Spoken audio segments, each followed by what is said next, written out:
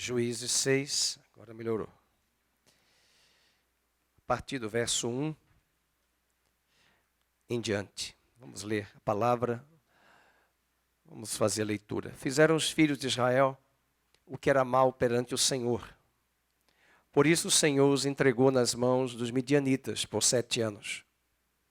Prevalecendo o domínio dos midianitas sobre Israel, fizeram estes para si, por causa dos midianitas, as covas que estão nos montes, as cavernas e as fortificações. Porque cada vez que Israel semeava, os midianitas e os amalequitas, como também os povos do Oriente, subiam contra ele. E contra ele se acampavam, destruindo os produtos da terra, até a vizinhança de Gaza. Não deixavam Israel sustento algum, nem ovelhas, nem bois, nem jumentos. Pois subiam com seus gados e tendas, e vinham como gafanhotos em tanta multidão, que não se podiam contar nem a eles, nem aos seus camelos, e entravam na terra para destruir. Assim Israel ficou muito debilitado com a presença dos midianitas. Então os filhos de Israel clamavam ao Senhor. E tendo os filhos de Israel clamado ao Senhor por causa dos midianitas, o Senhor lhes enviou um profeta que lhes disse: Assim diz o Senhor, Deus de Israel: Eu é que vos fiz subir do Egito, vos tirei da casa da servidão, vos livrei da mão dos egípcios e da mão de todos quantos vos oprimiam, e os expulsei de diante de vós e vos dei a sua terra. E disse: Eu sou o Senhor, vosso Deus. Não temais os deuses dos amorreus, em cuja terra habitais. Contudo, não destes ouvidos à minha voz. Então veio o anjo do Senhor e assentou-se debaixo do carvalho que está em Ofra, que pertencia a Joás, a Biesrita, e Gideão, seu filho, estava malhando o trigo no lagar para o pôr a salvo dos midianitas. Então o anjo do Senhor lhe apareceu e lhe disse: O Senhor é contigo, homem valente.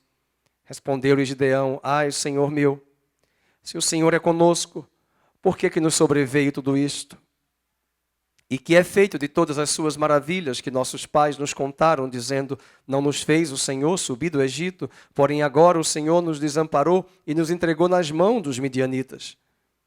Então se virou o Senhor para ele e disse: Vai nessa tua força e livra Israel da mão dos midianitas.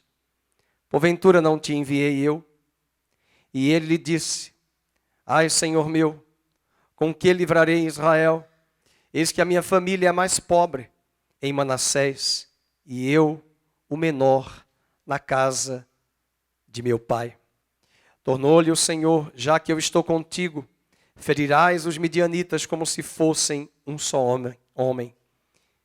No mesmo livro de Juízes, vá comigo para o capítulo 7, verso 18, a estratégia que a Gideão terá de Deus, 7:18. E quando eu tocar a trombeta, e todos os que comigo estiverem, então, vós também tocareis a vossa ao redor de todo o arraial, e direis: pelo Senhor e pelo Brasil. Chegou, pois, Gideão e os 100 homens que com ele iam às imediações do arraial, ao princípio da vigília média, havendo-se pouco tempo antes trocado as guardas, e tocaram as trombetas e quebraram os cântaros que traziam nas mãos. Assim tocaram as 3 companhias as trombetas e despedaçaram os cântaros, e seguravam na mão esquerda as tochas e na mão direita as trombetas que tocavam, e exclamaram: Espada pelo Senhor e por Gideão. Vamos dizer: espada pelo Senhor e pelo Brasil e pelo Brasil. Espada pelo Senhor e pelo Brasil. Que Deus abençoe a sua palavra, que o Senhor fale ao nosso coração, que nos desarmemos de toda e qualquer reserva diante do escrutínio das Escrituras Sagradas. E que o Senhor fale ao coração da igreja brasileira, ao nosso coração, e edifique esse rebanho local, no nome de Jesus. Amém. Você pode sentar. Quem tem vindo às quartas-feiras tem tomado ciência que nós estamos estudando o livro de Juízes. Quarta-feira é um culto de oração. Quarta-feira é uma reunião de oração e nós já dedicamos 20 minutos de estudo bíblico. Estamos estudando Juízes. Escolhemos esse livro porque esse é um livro de transição. Israel estava na terra prometida, no livro de Josué. Eles haviam ingressado na terra. Era a vontade de Deus que eles ingressassem na terra. O capítulo de Josué também vai nos mostrar, no livro de Josué, que muitas das tribos não destruíram os inimigos que estavam ali dentro. Pelo contrário, eles fizeram alianças com os inimigos da terra. O livro de Josué e o livro de Juízes são livros de batalhas. O livro de Josué e o livro de Juízes são livros de conquistas da terra. Mas talvez o livro de Juízes é um dos períodos mais sombrios da história de Israel. É uma história de relativismo. É uma história de comodidade. É uma história de altos e baixos. E não é dos midianitas nem dos moabitas. Esses altos e baixos é a história do povo de Deus.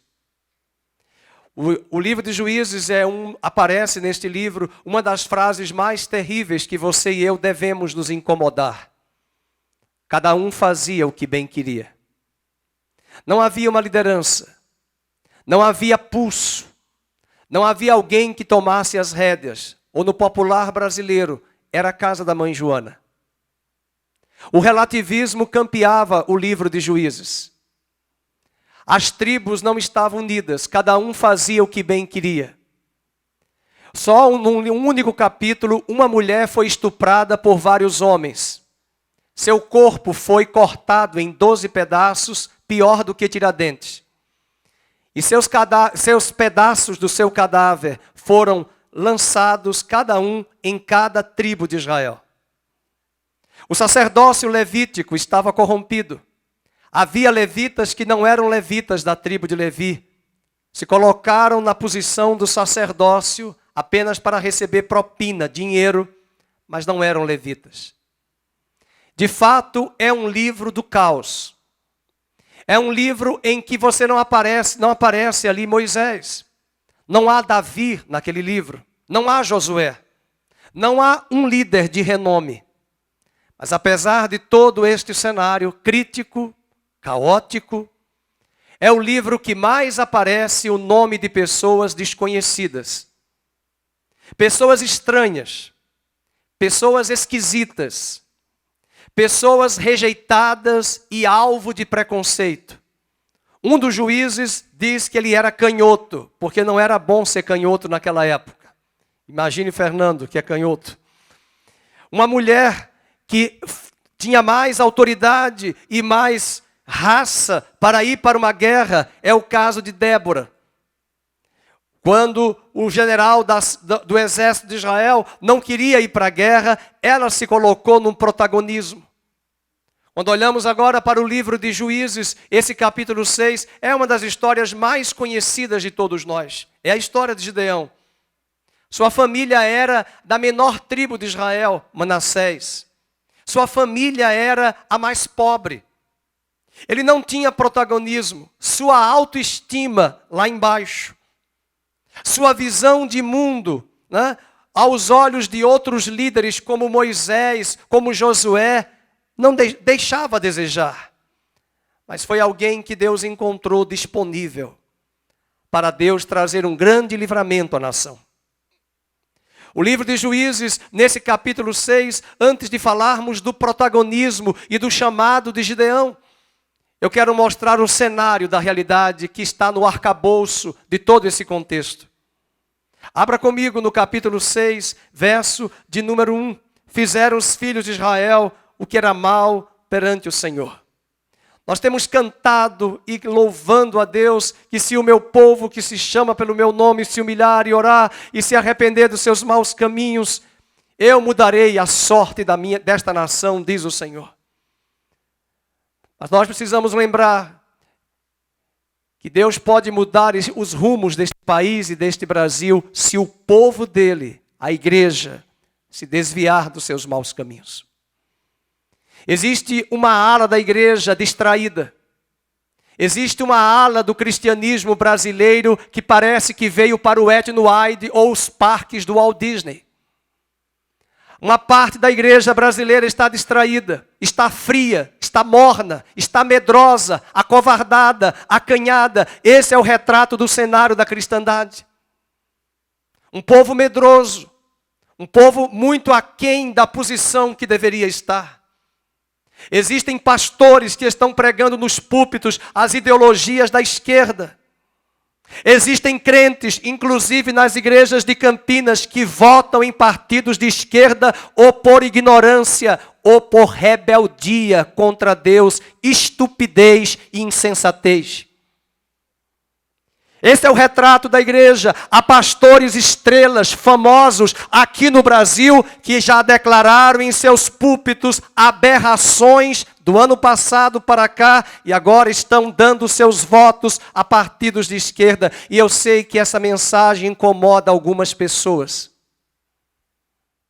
Não é possível admitir que diante de dois candidatos a igreja vai optar por um dos candidatos e nenhum dos dois é perfeito. Mas qual é o candidato que a igreja brasileira vai fazer aliança? Porque voto é uma aliança.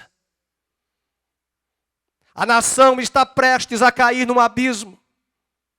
A nação está prestes a cair nas profundezas do abismo, do engano, da mentira, da baderna, da anarquia e das orgias. E mais do que isso, de perder a liberdade que é fruto dos direitos naturais, dos direitos humanos por toda a humanidade e por todos os séculos. Nenhum dos candidatos talvez seja o melhor candidato do seu ponto de vista. Eu vejo bobagens sendo discutidas na internet porque o presidente chama palavrão. A Dercy Gonçalves chamava palavrão. Mas ela é muito melhor do que Fernandinho Beiramar. Ela é muito melhor do que aquela jovem que com o seu namorado matou o seu pai e a sua mãe a facadas numa cama para ficar com a herança. E eu nunca talvez falei isso aqui, mas durante muitos anos Deus pediu ao meu coração para orar pela Dercy Gonçalves. Às vezes as pessoas estão enganadas porque estão distraídas em certas emissoras de televisão, porque aonde você vai, essa mesma emissora está ligada 24 horas, inclusive nas clínicas de médicos e odontólogos. Você é o que você come, você é o que você lê, você é o que você assiste. E naquele dia, a começar de mim, Deus vai cobrar de mim, de você, não dos pecados dos outros, não dos erros dos outros, mas das escolhas que cada um de nós fez. Nós não estamos pensando em partidos. Quem está me ouvindo pela primeira vez ou quem está visitando esta igreja, nós não usamos o púlpito para pedir voto, nós não usamos o púlpito para trazer políticos que venham pedir aqui voto. Jamais. O voto é seu, o voto é secreto, mas se espera da igreja brasileira maturidade, discernimento em tempos de guerra como este. Capítulo 6 diz que eles fizeram mal. E quem fez mal não foram os políticos, foi o povo de Israel. Versículo 1. Há muitos anos atrás eu vi pastores, igrejas brasileiras que deram seu voto cabresto a partidos de esquerda. São alianças. Respeitar, nós respeitamos, e quem nos conhece sabe, quem vem para os cultos de oração sabe, quem vem para as vigílias sabe que há anos, eu já tenho mais de 30 anos de conversão, há anos que eu oro por todos os presidentes da República. Nunca deixei de orar pelo Lula, nunca deixei de orar pela Dilma, mas nunca dei os meus votos, porque aprendi desde ainda no catolicismo, que nós não podemos negociar votos com partidos que são contra o cristianismo. A verdade incomoda, meus queridos. A verdade incomoda. A verdade da palavra de Deus é inegociável. como alguém disse no governo Collor, é imexível. Ministro Magre, não existe essa palavra. Foi ele que inventou. A aliança de Josafá, em um determinado período da história, ele fez aliança com os reis pagãos, e Deus levantou um profeta e disse: quem mandou você fazer aliança com o rei Acabe, esposo de Jezabel? Seu voto é uma aliança. A sua decisão, a sua escolha vai afetar o país nos próximos anos e nas próximas décadas. Não se vota em candidato pensando em um candidato perfeito. Essa semana eu ouvi de uma pessoa dizendo à minha esposa que ela vai votar em tal candidato porque ela é pobre. E o que é que tem a ver uma coisa com a outra? Enquanto existirem céus e terra, Deuteronômio 24, existirão pobres e ricos. Eu acredito no protagonismo de cada um, da graça de Deus na nossa vida, que alguém pode nascer na família mais pobre, mas se ela buscar a Deus, se ela começar a estudar, mesmo que seja uma escola pobre, fraca, mas se ela gostar de ler, de estudar, por meritocracia, ela terá êxito em todas as áreas. Educação é a solução, e a educação não é somente o Estado que vai dar. O Estado deve dar uma escola pública boa, de qualidade, que muitas vezes não dá, e nós devemos cobrar isso mais, mas cada um pode ter o seu papel protagonista. A iniciativa própria, de buscar o conhecimento que está hoje disponível.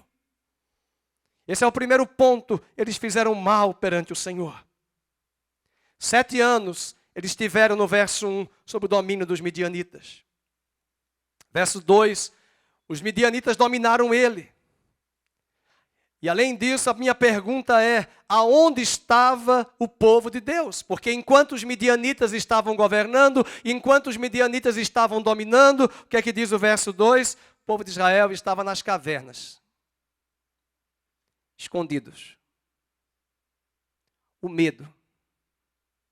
Medo de falar. Você que trabalha nas empresas, eu sei que não é fácil. Dependendo do seu líder, do seu chefe. Eu costumo dizer que parece que um dos candidatos que está aí, não é ele quem vai governar. É o globalismo. É um sistema de instâncias superiores que só na eternidade Deus vai poder fazer abrir os nossos olhos e mostrar, veja o que você não enxergou. Existem instâncias muito maiores acima das nossas cabeças, acima das nossas mentes. Os valores que estão sendo trazidos aí, nas narrativas, nos discursos, são valores que se contrapõem aos valores do reino de Deus. E aonde está o povo de Deus? Nas cavernas. Escondidos. E parece que a pandemia ajudou, porque eu tenho medo do outro, de ficar junto com o outro, e eles foram ganhando espaço, fazendo terrorismo, fazendo medo, trazendo desespero à sociedade, à nação. E esse medo foi nos deixando mais acovardados para não irmos às ruas, defendermos os nossos direitos. Versículo 3 também diz que cada vez que Israel semeava os midianitas e os amalequitas, eu queria que você marcasse na sua Bíblia os amalequitas, porque você precisa entender que enquanto a vinda de Jesus, a segunda vinda não chegar, não acontecer, está escrito no livro de Êxodo, capítulo 17, que haverá guerra contra Amaleque todos os dias da nossa vida. Eu vou repetir, haverá guerra contra Amaleque todos os dias. Nós estamos numa guerra. Nós estamos numa guerra. E o que é que está acontecendo nessa guerra? Israel semeava, lembrem-se, eles viviam da agricultura. E o Brasil é forte no agronegócio. Há um candidato aí dizendo que o agro não tem nada disso, que ele vai erradicar o agro, essa ideia de agro. Fazendo apologia para que pessoas venham invadir as terras dos proprietários. Isso é um absurdo. Além disso, no verso número 4 diz que os melhores produtos da terra, eles não deixavam em Israel sustento algum. Os governos anteriores que vieram, se você não lembra, você que é jovem, que tem 14, 15, 16 anos, que talvez não leu, não sabe o que aconteceu lá no Mensalão em 2004, no Petrolão em 2014, 15, bilhões de reais foram retirados do Brasil para sustentar e apoiar inúmeros países da América Latina. Bilhões de reais já foram devolvidos. E agora esse discurso, essa narrativa que se traz aí é mentira. E o capítulo 6, no versículo 5, versículo 4 diz: eles não deixavam Israel sustento algum, nem ovelhas, nem bois, nem jumentos. Até hoje o melhor da nossa terra é roubado. Desde a época que o Brasil foi colonizado nas capitanias hereditárias, levaram a nossa cana-de-açúcar, levaram o nosso cacau, levaram o nosso café. Até hoje, o melhor café 100% arábica não fica na terra do Brasil. É um produto exportação. Desde a época da história do Brasil, agora recentemente uma família foi para a Itália, viu lá as grandes igrejas cobertas de ouro do nosso Brasil, de Minas Gerais. A nossa prata, os nossos recursos. E uma das coisas que nós devemos pensar, quando Deus diz, quando vocês elegerem um rei, quando vocês escolherem um rei, esse rei não pode aumentar o seu patrimônio ilicitamente. Ele não pode multiplicar cavalos, está lá em Deuteronômio 17. Ele não pode multiplicar mulheres, multiplicar os seus bens ilicitamente. São princípios que Deus traz. E nós olhamos um partido que se diz socialista, que pensa no social, mas que os grandes líderes estão só aumentando as suas contas, engordando e com sede de poder para controlar. E agora eles estão vindo com toda a fúria, porque Jesus está voltando. E eles dizem que vão perseguir os pastores, vão cobrar impostos das igrejas. E é possível que queiram cercear a nossa liberdade. Ao invés de ir para Orlando, para a Flórida, para Cancún e para a Califórnia, dê um pulo na China. Conheça a história de Watchman Nee, que escreveu vários livros na prisão durante 40 anos. Procure saber se as igrejas evangélicas têm autonomia e liberdade, inclusive a católica na China não tem. Procure saber se há liberdade religiosa na China, a liberdade na Coreia do Norte não tem. E mais do que isso, países que foram ícones das liberdades como os Estados Unidos da América. Um país que recentemente foi engodado, manipulado por setores midiáticos que fazem parte dessas instâncias superiores, juntamente com aqueles que detêm do dinheiro e do poder econômico. Tentaram arruinar as eleições, manipular, manobrar para quebrar governos conservadores de direita, cuja pauta mais importante é a nossa liberdade. Nós estamos prestes a ver esta nação a tomar uma decisão errada. Mas Deus está trazendo essa palavra hoje de manhã, primeiro para esclarecer a mim e a você, e segundo para sairmos daqui com corações quebrantados e com estratégias de Deus para levar as pessoas que estão pensando em votar nulo, ou até mesmo virem a se abster de votar. Nós precisamos orientar essas pessoas, abrir os olhos, porque Paulo diz em Colossenses que eu e você, igreja, somos luzeiros, astros resplandecentes no meio de um mundo em trevas. Não é hora de ficar atacando em redes sociais, falando grosserias, falando verborragias, gritando, falando palavras de preconceito. É hora de dobrarmos os joelhos e orarmos. É hora de nos posicionarmos como nós falamos aqui às 9 horas da manhã, que em 2 Crônicas capítulo 20, Deus falou para Josafá: vocês vão apenas louvar, cantar e adorar, e eu vou dar a vitória, eu vou confundir o exército dos inimigos que fizeram aliança contra Judá, 3 nações, Amonitas, Moabitas e os moradores de Seir, eles se articularam para destruir Judá. A Bíblia diz que Josafá teve medo. A Bíblia diz que Josafá teve medo, mas se dispôs a buscar ao Senhor. Ah, meus queridos, nós não podemos esquecer o que foi o governo de 2015, 2016, andando nessas ruas de Campinas, aluga-se, vende-se, comércio quebrado. Às vezes nós somos imediatistas, com a mente estreita e a mente curta. Ah, mas em 2020, 2021 as coisas não andam, a economia está quebrada, a economia está parada. Mas é lógico, excessos de lockdowns, pânico e desespero por causa de um vírus, medo excessivo, terrorismo na mídia assustando as pessoas. E as empresas faliram. Vai comprar um carro hoje, há pouco tempo atrás você ia comprar um carro por causa de uma peça que vem da China.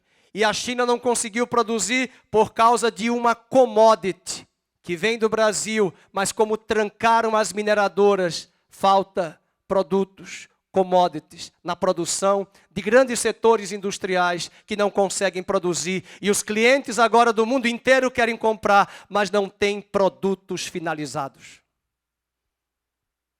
É um efeito cascata. A economia trancada e, além disso, com a graça de Deus, nossos combustíveis despencaram para a glória de Deus. E, além disso, a inflação hoje no Brasil é a menor de muitos países do primeiro mundo desenvolvidos, dentre eles Estados Unidos, Alemanha, Inglaterra, estão nadando numa inflação altíssima e o Brasil está em deflação. É a visão imediatista, curta, e às vezes nós esquecemos rapidamente o que eu vi nessa cidade de Campinas, prédios e prédios para alugar, para vender, porque as pessoas viram que a economia estava quebrada. E parece que muitos não estão discernindo, porque só ficam olhando tal emissora terrorista que golpeia medo nas pessoas. Elas não conseguem enxergar que nós estamos numa batalha. Hoje de manhã nós começamos a falar de um jejum. Eu vou pedir que coloque na tela. Eu coloquei no meu Instagram, no Instagram da igreja, para pedir à igreja, porque isso aí não foi meu, isso aí foi de vários pastores do Brasil. Inclusive muitos cantores conhecidos no Brasil tiveram estratégias de Deus de irem para as ruas de madrugada. A Aldacélia estava em Portugal, foi para Portugal, na entrada de Lisboa, para fazer um grupo só de louvor e adoração, cantando para o Senhor e exaltando Deus ali na terra de Lisboa. E vários cantores e vários pastores começaram a sentir esses 21 dias, mas eu quero perguntar a você, de hoje para o dia 30, faltam 21 dias. De onde foi que saiu a palavra 21 dias? De jejum. Qual é o texto da Bíblia que nos mostra que 21 dias, só tem um texto, 21 dias em jejum e oração? É Daniel. Só que não adianta dizer Daniel está jejuando, não é para ele casar, não é para ele ter sucesso na empresa, não é para a esposa dele fazer fertilização in vitro e ter a gravidez. Daniel não está orando por uma vitória dele, Daniel está orando para que os judeus voltem para a terra de Judá depois do cativeiro babilônico. Daniel vai orar. Enquanto ele ora, ele tem uma visão tremenda do Senhor e ele vê um anjo que desce e diz para ele, depois de 21 dias, que desde o dia que ele começou a jejuar e orar pelo seu povo, houve uma grande batalha nos céus. E aquela batalha que Daniel viu não foi uma batalha física, humana. Daniel viu o príncipe Miguel, arcanjo, lutando contra principados satânicos nas regiões celestiais. Sabe quem governava nos dias de Daniel, em que Daniel orou? O Império Medo-Persa. Alexandre o Grande nem tinha nascido. Alexandre o Grande nem era espermatozoide. Alexandre o grande império helenista, a grande cultura helenista que Alexandre o Grande disseminou no mundo ocidental, que até hoje nos afeta, nem era nascido. Agora escute o que eu vou lhe dizer. O anjo falou para Daniel depois de 21 dias.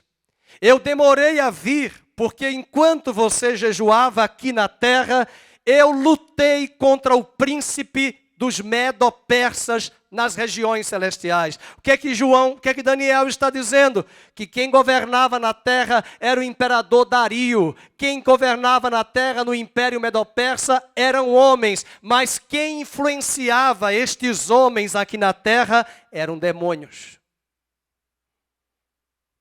Esses demônios, um deles, o líder, foi chamado o príncipe do Medo-Persa. Nas regiões celestiais, influenciava o imperador para tentar destruir o seu povo judeu aqui na terra. Mas o que mais me espanta é que quando Daniel termina de ouvir essa palavra, o arcanjo Miguel diz para ele: e eu vou ter que voltar para as regiões celestiais, porque você acabou de me ver, mas eu vou voltar, porque está vindo aí o príncipe da Grécia, que vai se levantar contra o teu povo em breve. Será que você entendeu a profundidade das profundezas profundas ou está mais atento de quem é o telefone que está tocando?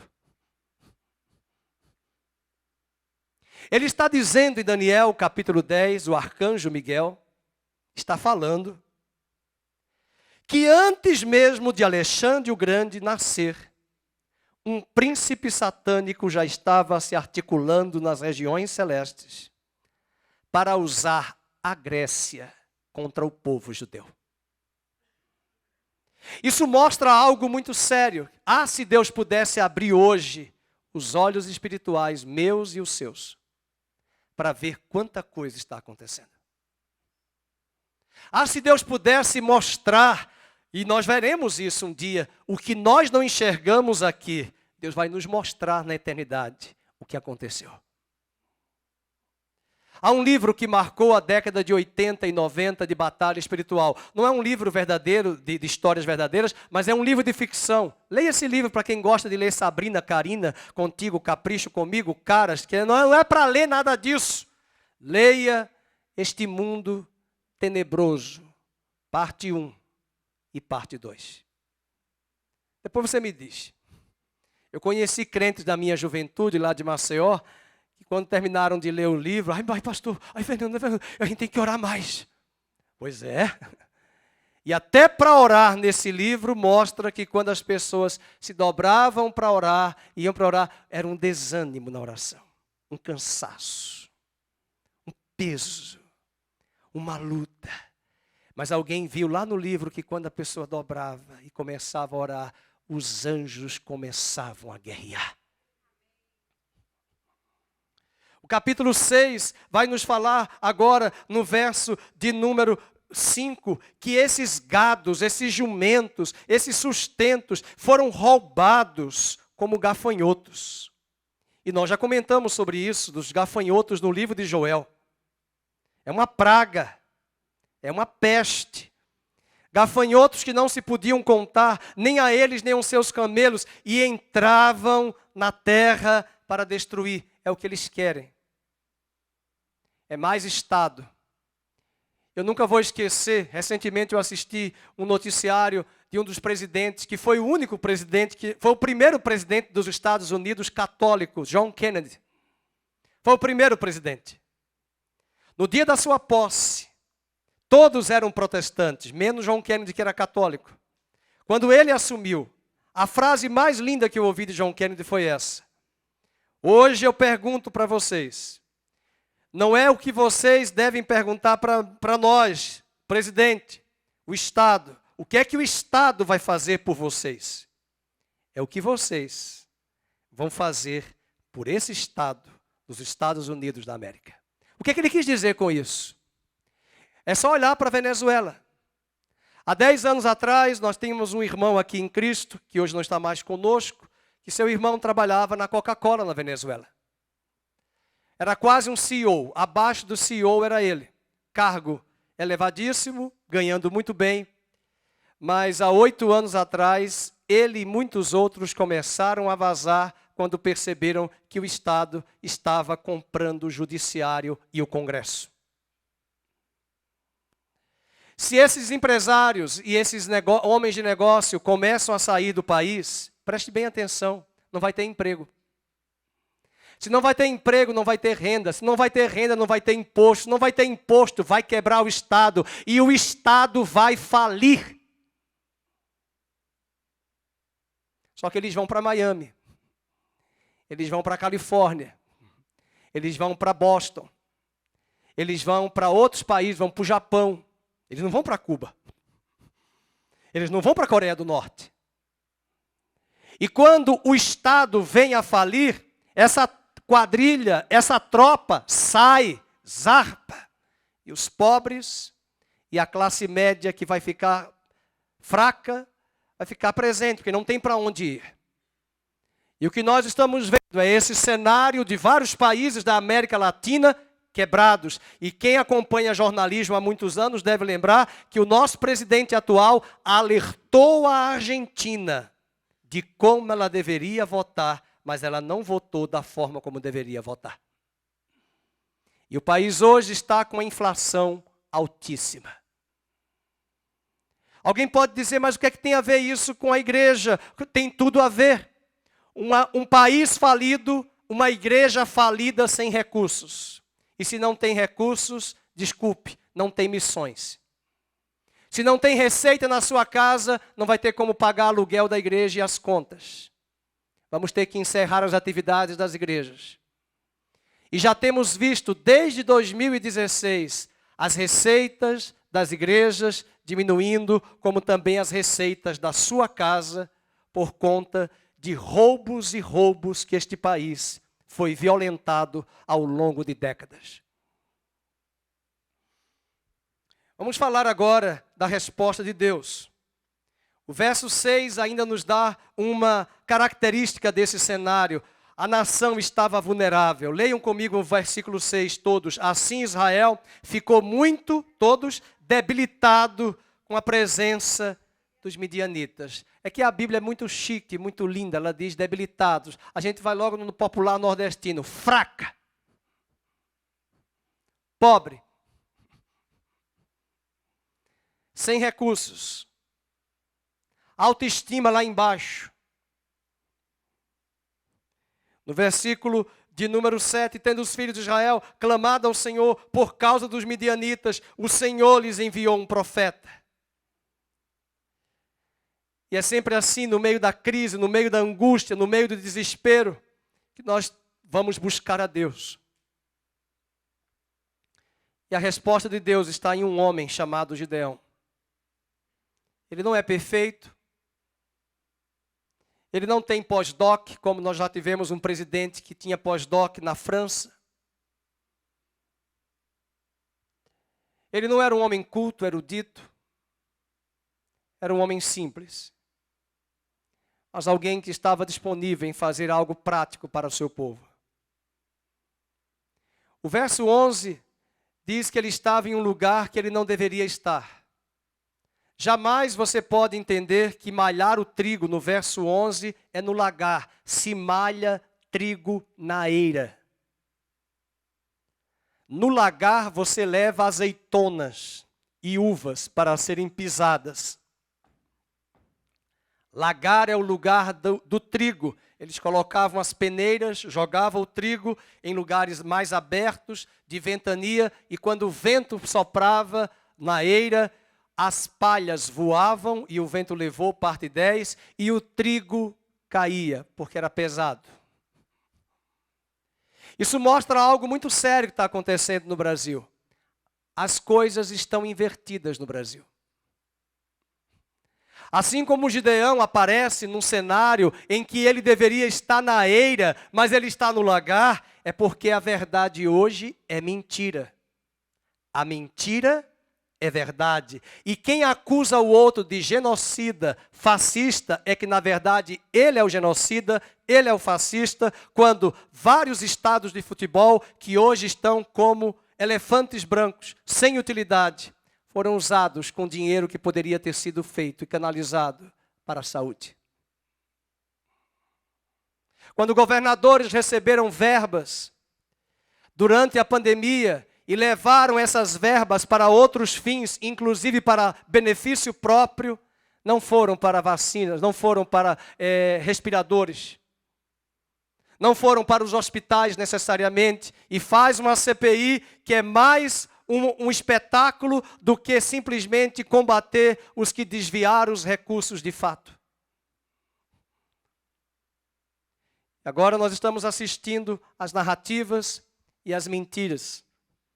E as mentiras sendo trazidas diante da televisão, do rádio, e a pessoa que não tem senso crítico, que não tem a peneira de Deus e o discernimento social, político, filosófico e econômico, vai na onda.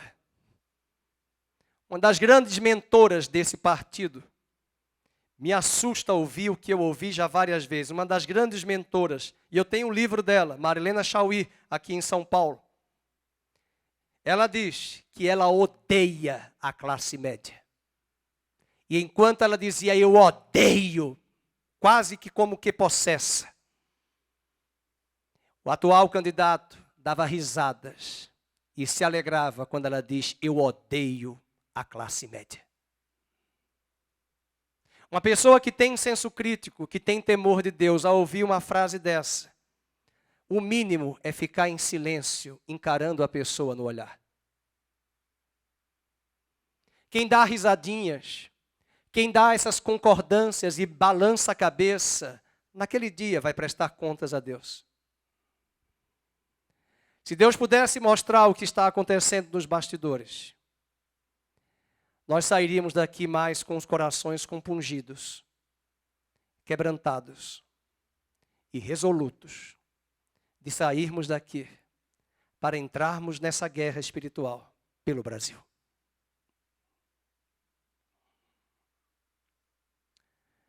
O chamado de Gideão não é diferente do meu chamado e do seu chamado. Em tempos de crise, Deus precisa chamar pessoas, recrutar homens e mulheres disponíveis.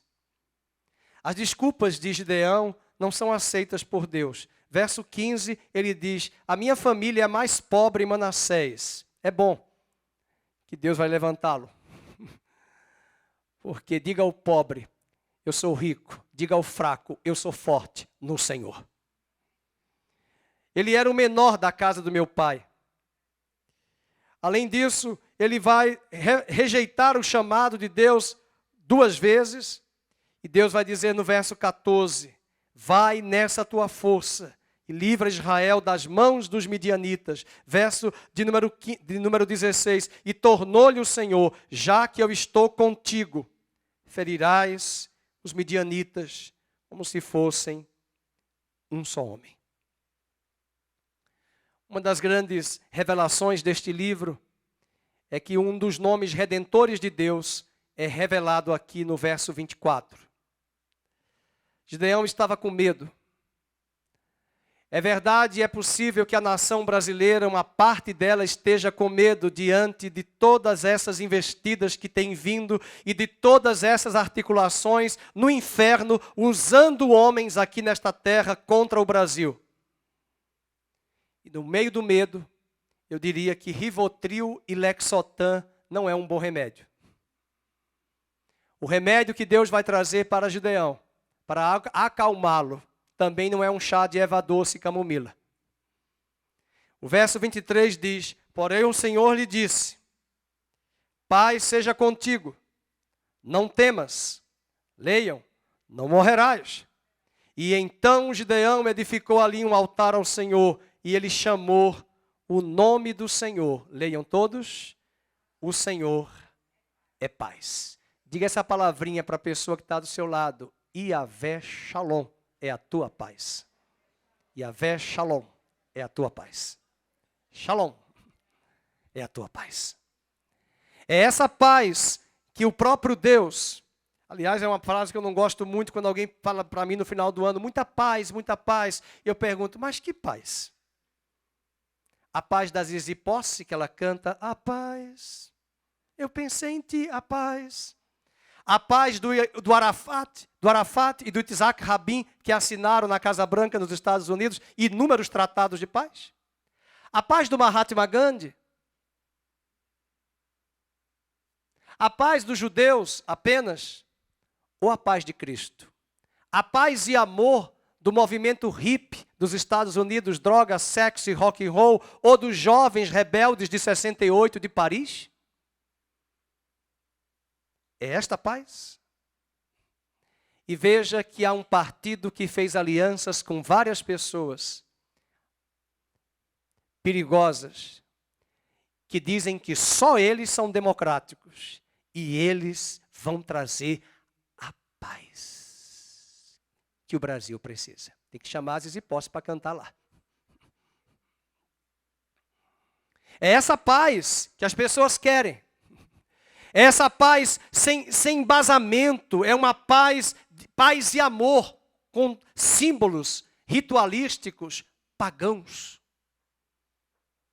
Mas eu quero dizer à igreja que ele, antes de mandar Gideão e dar a vitória a Gideão, ele se revela a Gideão, eu sou a paz. O capítulo 6, verso 20, agora o capítulo 7, ele vai dar a estratégia para Gideão. Deus vai chamar Gideão para esse momento de batalha, e havia com Gideão 32 mil homens. Versículo de número 3 diz assim a palavra do Senhor. Apregou, pois, aos ouvidos do povo, dizendo, quem for tímido, 7:3, e medroso, volte e retire-se da região montanhosa de Gileade. E então voltaram do povo, quantos? 22 mil. E 10 mil ficaram. Faça as contas, 32 mil. A maioria aí desses eram medrosos e covardes e tímidos. E aí Deus vai dizer para Gideão que tem muita gente. Versículo 4, ainda há povo demais. Faze-o descer as águas, e ali te os provarei. E aqueles de quem eu te disser, este irá contigo, esse contigo irá. E Gideão fez descer os homens às águas, e então o Senhor lhe disse, parece uma estratégia de cachorro, para domesticação de cães.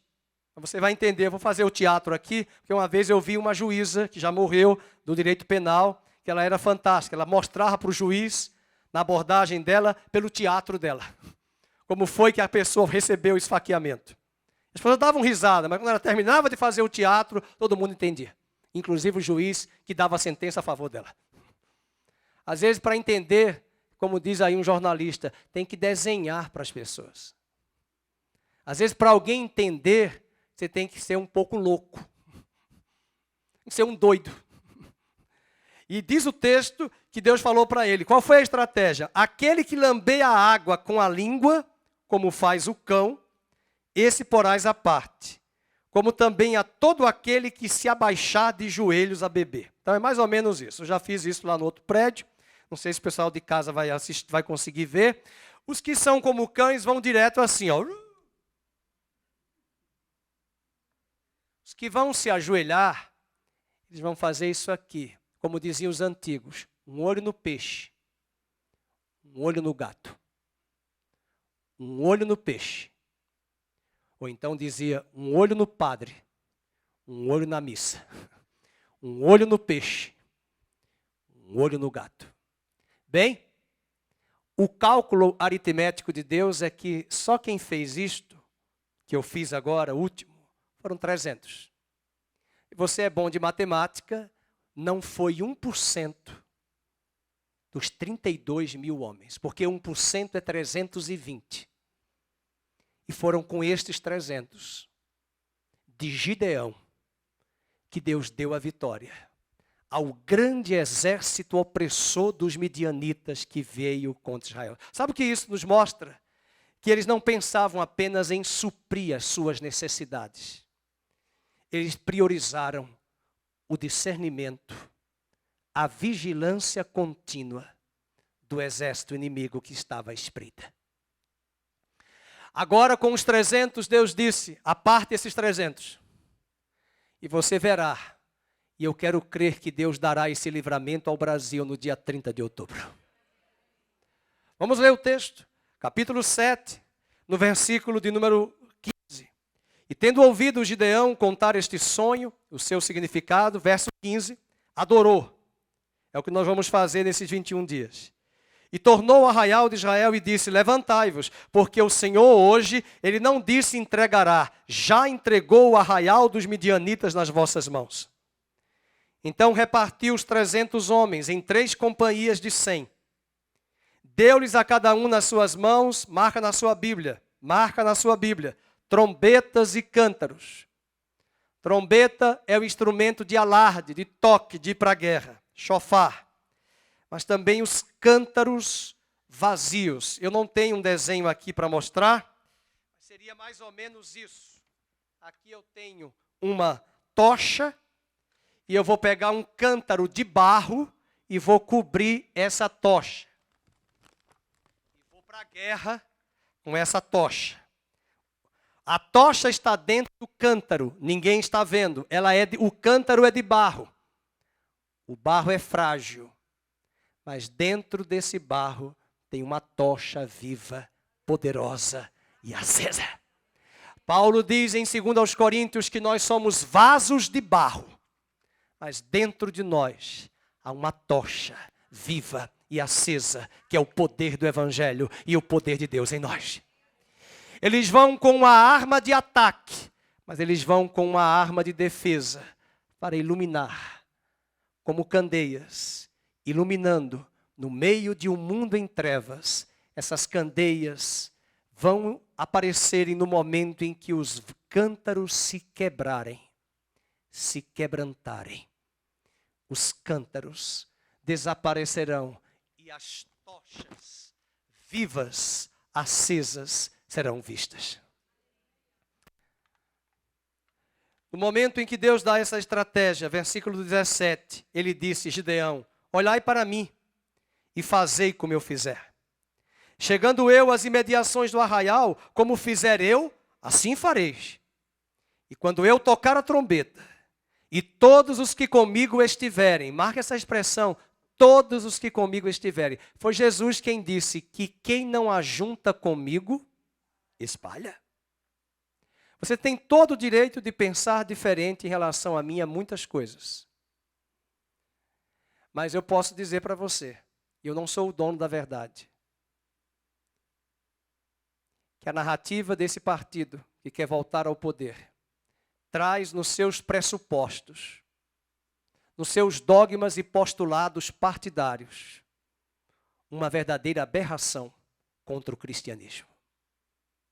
Ah, mas eu vou dar o meu voto. O voto é seu. A aliança é sua. Não se esqueça que amanhã nós vamos prestar contas.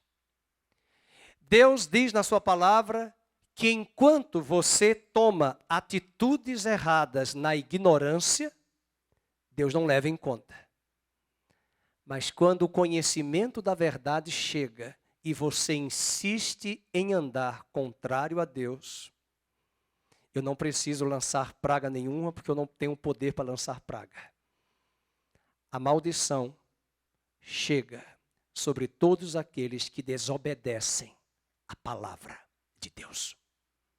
Não é uma questão, eu não concordo, eu não gosto quando o pastor fala disso. Interessante. As pessoas não querem que o pastor fale de política, né? Não pode falar. E por que as ovelhas procuram os pastores para procurar advogado, judiciário, defensoria pública, para defendê-los lá no direito? Isso é cidadania. Alô? É cidadania. Eu vou até atrás de médicos do SUS para atender os irmãos. É do governo, é cidadania. SUS é um direito social, coletivo, público, direito fundamental da nossa Constituição. Quem vai mediar? Eu às vezes tenho que dizer, olha, procure fulano, vou falar com cicrano, falar com... Isso é cidadania. E falar de política, de escolhas, é cidadania. Agora, eu não posso pedir a você o voto para votar em fulano de tal, ciclano, beltrano. Não faço isso e nunca farei. E se eu fizer, que Deus me leve logo para a glória. Aí eu já fiquei louco. A vitória vai chegar. E o versículo 18 diz, quando eu tocar a trombeta, todo o arraial vai dizer, diga aí comigo, pelo Senhor e pelo Senhor. Aí você pode colocar aí pelo Brasil. E chegou, pois, Gideão e os 100 homens que com ele iam às imediações de arraial, ao princípio da vigília média, e havendo-se pouco tempo antes trocado as guardas e tocaram as trombetas, o que é que eles fizeram, irmãos? E quebraram os cântaros que traziam nas mãos. Eu vejo aqui um ponto muito importante. Nós precisamos sair daqui mais quebrantados. Eu estou falando aqui num tom de profeta, mas eu não posso usar esse mesmo tom com pessoas indoutas, com pessoas indecisas, com pessoas que estão dominadas por essa ignorância da política. Eu preciso chegar a elas, saber conversar com elas, como Jesus conversou com a mulher samaritana. Jesus não falou de teologia com a mulher samaritana, ele só pediu a ela um copo d'água. E nós, para ganharmos, nós precisamos primeiro nos quebrantar, nos arrependermos dos nossos pecados. Deixar a lâmpada de Deus, o nosso espírito totalmente cheio da graça divina, clarear e nortear as pessoas de forma esclarecida acerca do que está acontecendo no Brasil, a fim de que seus olhos sejam abertos das trevas para a luz do Senhor. E o retrato da vitória vem agora. No versículo 20 diz, e assim tocaram as 3 companhias as trombetas e despedaçaram os cântaros, e seguravam na mão esquerda as tochas, e na mão direita as trombetas que tocavam, e exclamaram, espada pelo Senhor e por Gideão. E o versículo de número 21, e permaneceu cada um no seu lugar, é o que nós vamos fazer ao redor do arraial, que todo deitou a correr e a gritar e a fugir, e ao soar das 300 trombetas, o Senhor, aleluia, tornou a espada de um contra o outro, e isto em todo o arraial, que fugiu rumo de Zererá até Bet-sita, até o limite de Abel-meolá, acima de Tabate. E a nossa oração é que quando nós saímos daqui mais quebrantados, com as trombetas sendo tocadas pela oração e pela intercessão, o Senhor confundirá as alianças do adversário e eles se desentenderão e haverá uma confusão, disputa, querelas, brigas internas e o Senhor desmantelará o exército do adversário do Brasil. Dê uma salva de palmas ao Senhor. É o Senhor que fará isto. Não é homem, não é presidente da República, é o Senhor. É o Senhor. Aleluia. E agora aqueles que estavam com medo, são eles que vão gerar medo nos adversários. Verso 23, e então os homens de Israel, de Naftali, de Azé e de todo Manassés foram convocados e perseguiram os midianitas. E os inimigos foram derrotados. E por favor, não entenda-me mal, não estou falando da pessoa e do indivíduo. Eu estou falando do exército das trevas, dos demônios que usam as pessoas. São eles que serão derrotados, confundidos e destruídos. Gideão termina o livro, Juízes termina esse capítulo dizendo, pelo Senhor e por Gideão. A quem você vai levantar a sua trombeta e a sua voz? Pelo Senhor e por quem? Pelo Senhor e por quem? Quais valores? Quais pautas? Quais escolhas? Quais critérios? Gideão foi incisivo. Espada pelo Senhor, com S maiúsculo. Adonai, Deus Todo-Poderoso, El Shaddai. E espada por Gideão. Deus abençoe o Brasil. que saiamos daqui com essa prática, cântaros quebrantados, a fim de iluminar o nosso caminho e de outros que estão na dúvida. O seu voto não pode ser nulo. O seu voto não pode ser de isenção, de participação do cenário de voto e da eleição. Agora é a hora. A pastora Vânia já disse que o pastor Aníbal, com 86 anos, vai para a urna votar. Porque esse voto vai ser útil.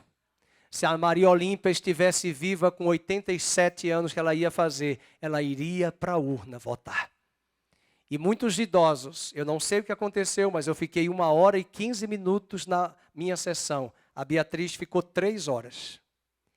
Idosos que são mais conservadores não aguentam ficar muito tempo nas filas. E são esses votos que poderiam ser levados e encaminhados para a nação. É hora de acabar com esse mimimi. É hora de colocar os pés no chão e a cabeça nos céus. E lembrar que o que eu tenho hoje não é garantia de amanhã. Eu vou pensar só em mim, eu estou pensando na minha empresa, eu estou pensando nos meus negócios. Não pense no seu umbigo. Pense nas crianças. Eu vim para aqui hoje de manhã com o coração pesado, recebi um testemunho da Damares, a ex-ministra de Serviço de Ação Social, que foi eleita senadora, dizendo coisas que eu já sabia, mas que só em ouvir são questões difíceis de ouvir. Crianças de 6 meses de idade, violentadas sexualmente. Crianças de 4 anos, 3 anos, que tiveram seus dentes quebrados para os padrastos fazerem sexo oral com elas.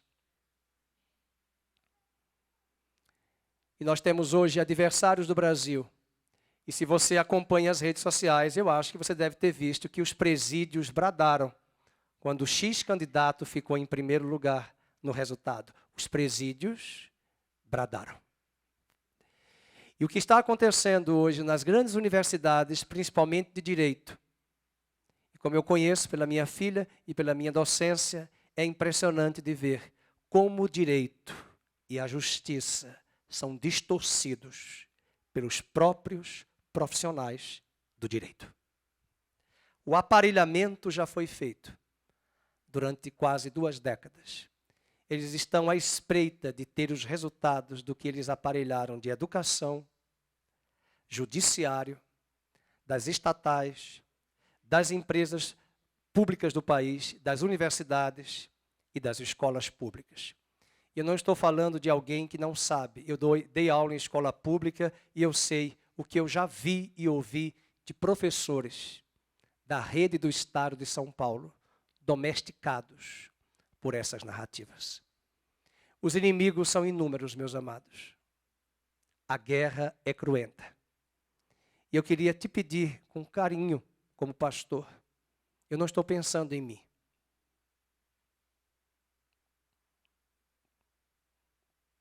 Estou pensando na minha filha, nos meus netos, na nação. Um país gigante como o nosso. Sou apaixonado pelo Brasil e não vou me calar até que o Brasil seja cheio da glória do Senhor. São 21 dias. Tire um dia para você jejuar pelo Brasil. Venha domingo de manhã, venha quarta-feira à noite. Vamos jejuar juntos, vamos orar juntos. Vamos entrar em guerra. Vamos orar também por nós, pessoalmente, mas vamos usar esses 21 dias pelo Senhor e pelo Brasil. Pelo Senhor e pelo Brasil. Fica de pé. Pelo Senhor e pelo Brasil.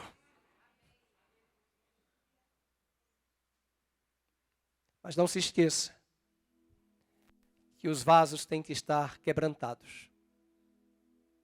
Cântaros quebrantados, para que a luz de Cristo ilumine. Deus use a sua vida para você virar votos, ganhar votos de pessoas que estão indecisas. E fazer o que a irmã Carmen fez. Pegue o seu carro, pegue os idosos e leve para as urnas. Se possível. Pegue as pessoas e clamem. 3 irmãos viajaram para os Estados Unidos no primeiro turno. Eu falei, vocês vão estar aqui no dia 2 de outubro. Não sou seu pai, não sou sua mãe, mas você vai estar aqui para votar. porque você precisa votar. E eu entendo que mesmo para o presidente professando católico, Deus levantou a sua esposa como a rainha Esther, para estar ao lado dele. E o tio de Esther teve que dizer para a rainha, ele nem podia entrar no palácio, ele disse, quem sabe, Deus não te preparou para este momento. Que Deus tenha misericórdia do Brasil. Que Deus abençoe a nação brasileira. Vamos orar. Pai querido, saímos desta palavra com o coração quebrantado. Peso, uma angústia.